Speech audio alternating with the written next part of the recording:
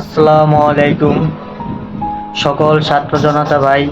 আমি আজকে শ্রদ্ধার সাথে স্মরণ করছি আমাদের এই গণ আন্দোলনে, ছাত্র আন্দোলনে যতগুলা আমাদের ভাই বোন মারা গেছে, সকলকে আমি শ্রদ্ধার সাথে স্মরণ করছি। আরেকটা কথা বলতে চাই, ঈদ মোবারক। ঠিক আছে, আজকে আসলে আমার অনেক বড় আশা ছিল যে ঈদ মোবারক হওয়ার পরে সবাই প্রচুর করে মিষ্টি খাওয়াবো, এত মিষ্টি খাওয়াবো যাতে সবাই ভুলা যায় মিষ্টি মানে যে আমি আর কখনো খামো না, এত ধরনের মিষ্টি খাওয়াবো। কিন্তু দুর্ভাগ্যবশত আমি গিয়া কোনো দোকানে মিষ্টি পাই নাই। আর কোনো দোকানে মিষ্টির বদলে পড়ে যাইছিলাম যে বিরিয়ানি, দেখি বিরিয়ানি এখনো পাকাইতে পারে নাই, কারণ প্রচুর পরিমাণে মিষ্টির চাহিদা হয়েছে বলে সব চলে গেছে।